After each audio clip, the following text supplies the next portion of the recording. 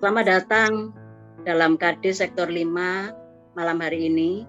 Ini merupakan KD pertama di tahun 2022.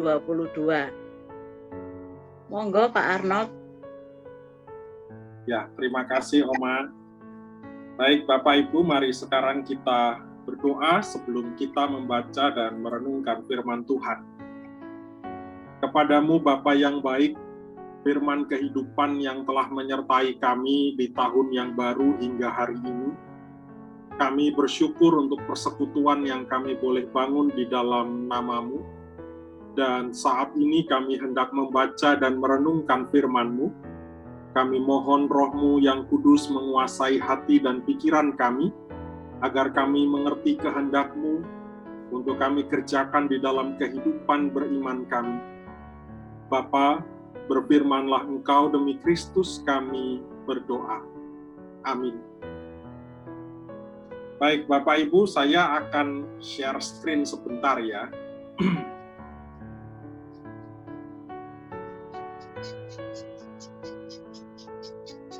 Ya. Jadi, malam hari ini bacaan Alkitab kita sesuai dengan tema terambil dari Efesus pasal 1 ayat 3 sampai ayatnya yang ke-14. Efesus pasal 1 ayat 3 sampai 14 berkata demikian. Terpujilah Allah dan Bapa Tuhan kita Yesus Kristus, yang dalam Kristus telah mengaruniakan kepada kita segala berkat rohani di dalam sorga. Sebab di dalam Dia Allah telah memilih kita sebelum dunia dijadikan, supaya kita kudus dan tak bercacat di hadapan-Nya.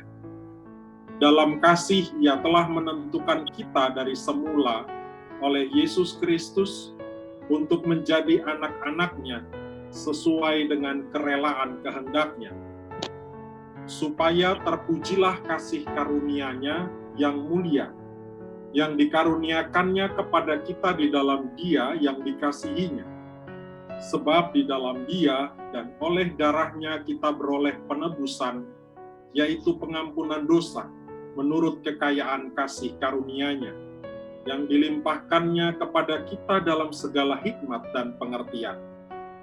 Sebab Ia telah menyatakan rahasia kehendak-Nya kepada kita, sesuai dengan rencana kerelaan-Nya, yaitu rencana kerelaan yang dari semula telah ditetapkannya di dalam Kristus, sebagai persiapan kegenapan waktu untuk mempersatukan di dalam Kristus sebagai kepala segala sesuatu, baik yang di sorga maupun yang di bumi. Aku katakan di dalam Kristus, karena di dalam Dialah kami mendapat bagian yang dijanjikan. Kami yang dari semula ditentukan untuk menerima bagian itu sesuai dengan maksud Allah yang di dalam segala sesuatu bekerja menurut keputusan kehendak-Nya, supaya kami yang sebelumnya telah menaruh harapan pada Kristus boleh menjadi puji-pujian bagi kemuliaan-Nya.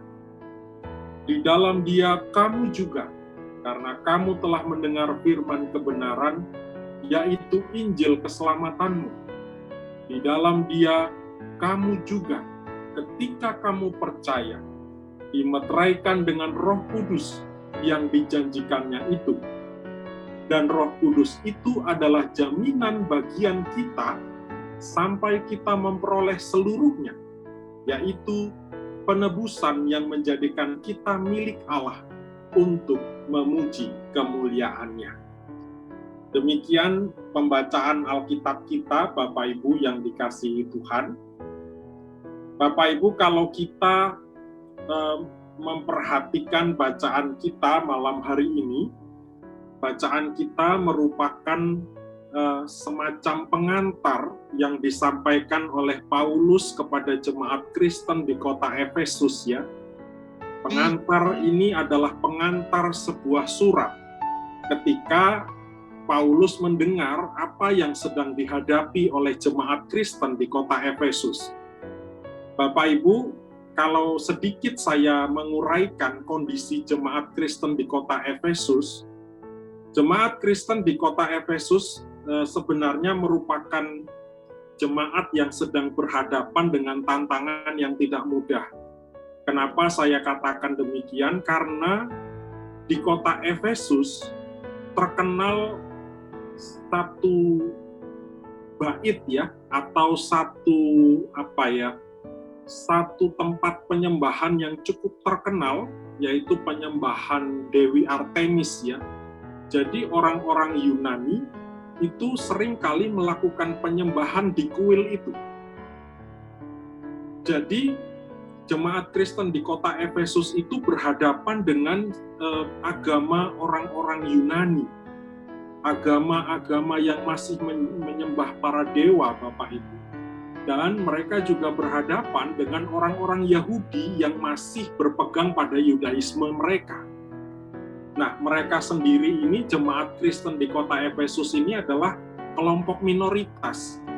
Mereka harus berhadapan dengan kelompok-kelompok mayoritas yang mendominasi masyarakat. Jadi Bapak Ibu bisa bayangkan, jemaat Kristen di kota Efesus itu adalah jemaat yang sangat kecil, dan mereka harus berhadapan dengan situasi dan kondisi di mana kota Efesus itu juga merupakan kota yang cukup terkenal, cukup besar, bisa dikatakan seperti kota metropolitan begitu ya, meskipun mungkin belum sehebat Korintus. Tetapi jemaat di Efesus itu mereka umumnya juga adalah para pedagang, dan mereka juga sendiri adalah umumnya orang-orang Yahudi yang menjadi Kristen begitu. Meskipun ada beberapa yang orang-orang Yunani yang telah memutuskan untuk menjadi Kristen. Jadi Bapak Ibu, jemaat Kristen di kota Efesus ini berhadapan dengan situasi dan kondisi yang tidak mudah ya. Sebagai orang-orang Kristen itu mereka berhadapan dengan cobaan yang nggak mudah begitu. Nah, ketika Paulus mendengar bahwa ada ancaman perpecahan di lingkungan jemaat Kristen di kota Efesus, lalu juga ada tekanan-tekanan dari luar ya, namanya juga agama minoritas Bapak Ibu, tekanannya pasti datang ya dari agama mayoritas begitu. Maka Paulus menuliskan surat ini. Yang menarik adalah di kata pengantar Paulus ini yang menjadi bacaan kita, Paulus itu justru seperti mengajak jemaat Kristen itu untuk kembali melihat esensi atau keberadaan diri mereka sebagai orang Kristen, dan juga seperti mengajak untuk kembali ke masa yang lalu. Kembali ke masa yang lalu itu bukan maksudnya merenungkan yang aneh-aneh ya Bapak Ibu ya, tetapi Paulus itu seperti mau mengingatkan kembali bahwa orang-orang Kristen Efesus telah mengambil keputusan untuk mengikut Yesus. Keputusan itu adalah keputusan yang sudah mereka ambil begitu.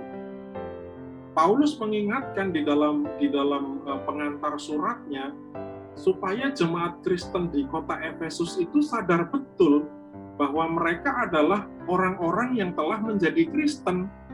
Mereka adalah orang-orang yang telah diselamatkan, mereka adalah orang-orang yang telah menerima anugerah keselamatan.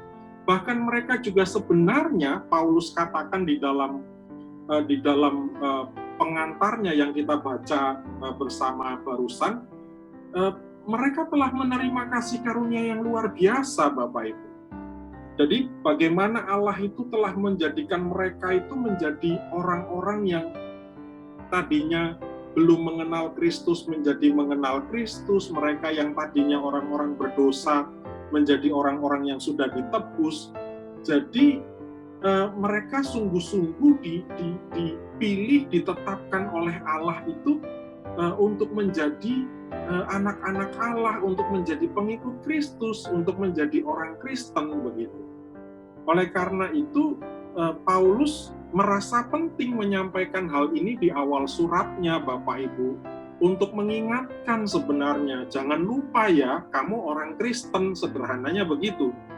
Kamu orang Kristen, kamu sudah diselamatkan, kamu juga sudah menerima kebaikan-kebaikan Tuhan. Kamu sudah merasakan kemurahan Tuhan. Kamu sudah merasakan pengorbanan Tuhan. Bahkan Tuhan juga sudah memberikan jaminan kepada kamu akan kehidupan kekal di masa yang akan datang. Begitu. Jadi, Paulus seperti mau menguatkan orang-orang Kristen.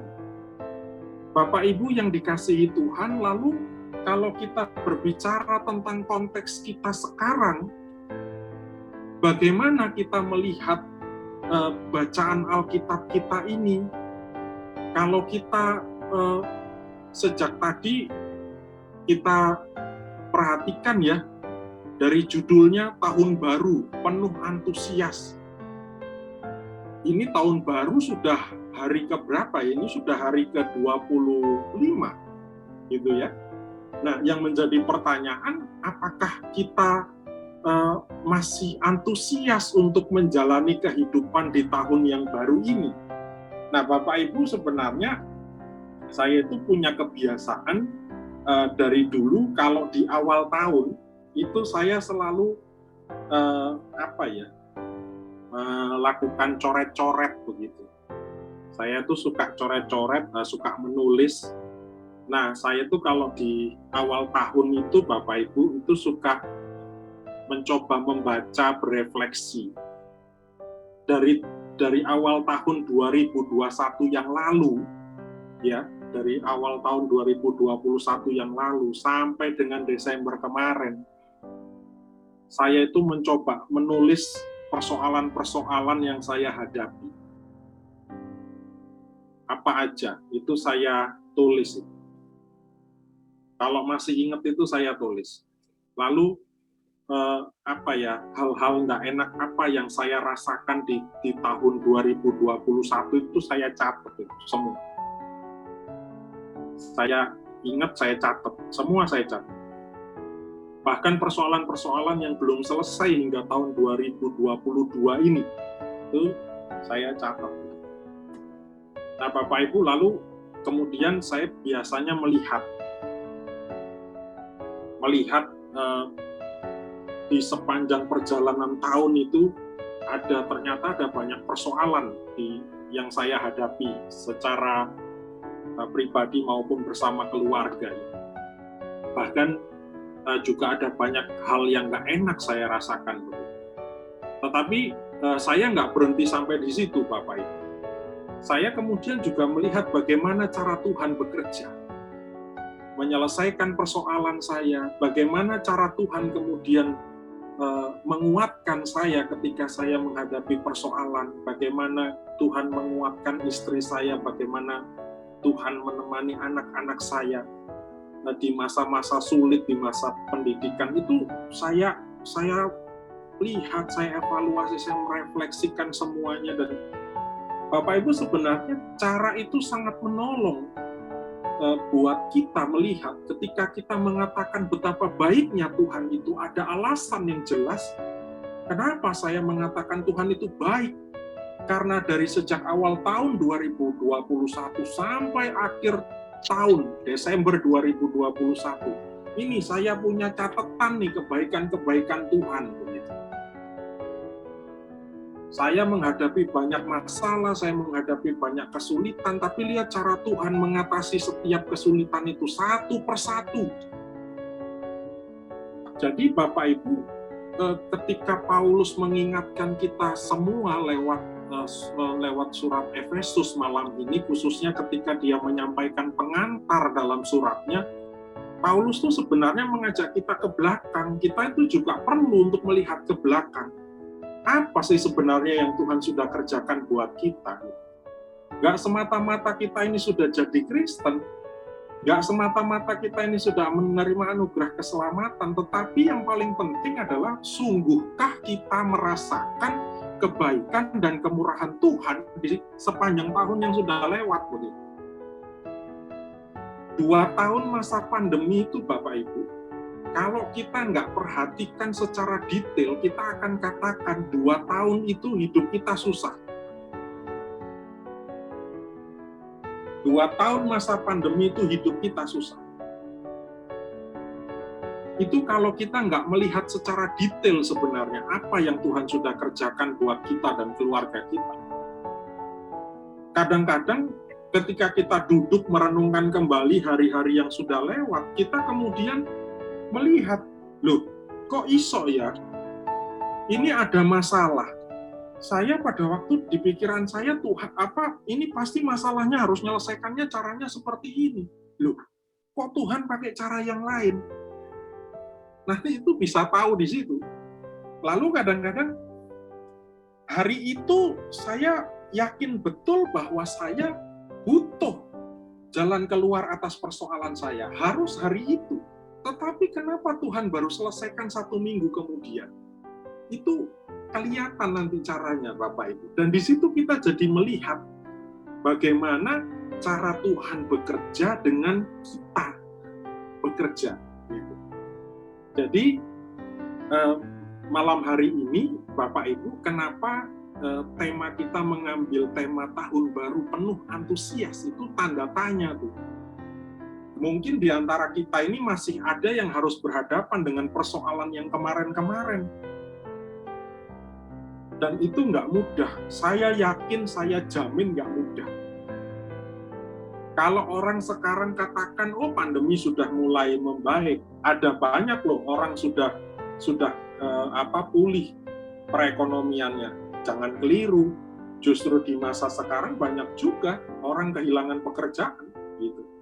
Jadi Bapak Ibu, kadang-kadang situasi dan kondisi dunia yang tidak menentu ini mendorong kita untuk harus banyak merenung, mengevaluasi, berefleksi terhadap apa yang Tuhan sudah kerjakan buat kita.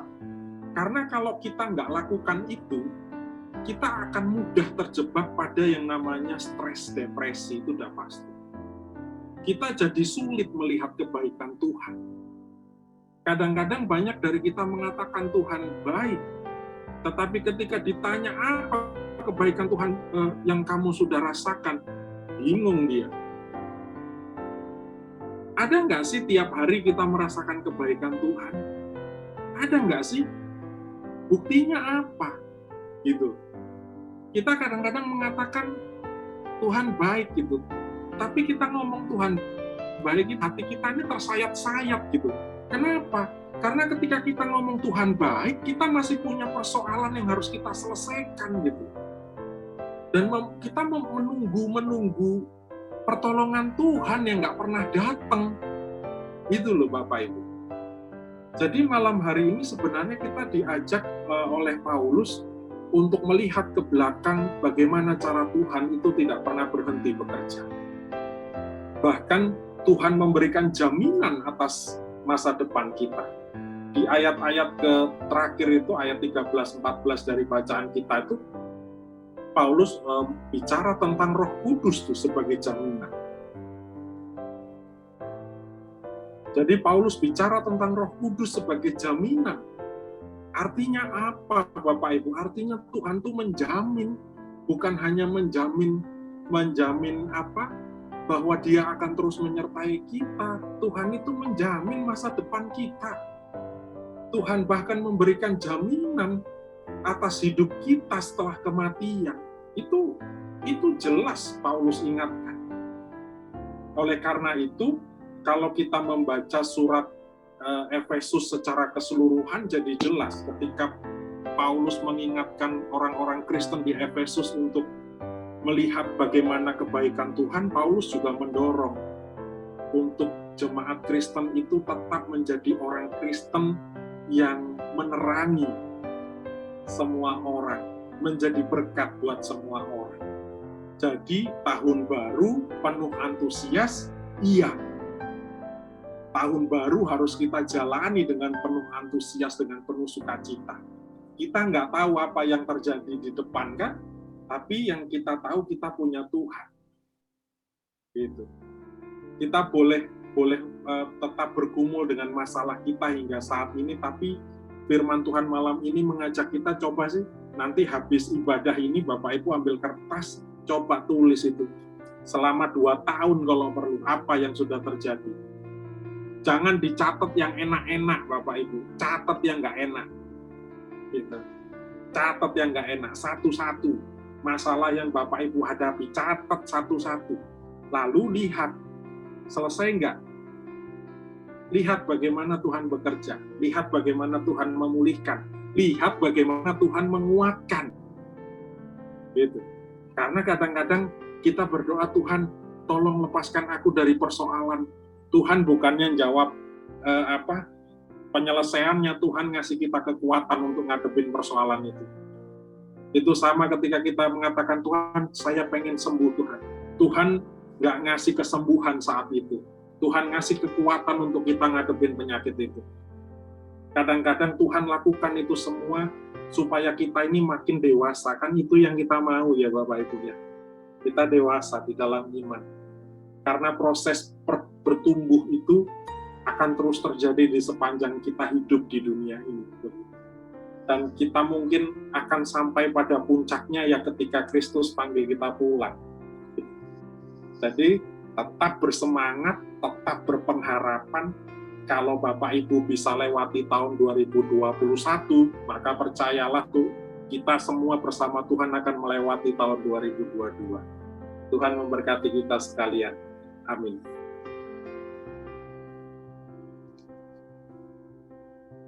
Amin. Terima kasih Pak Arnold.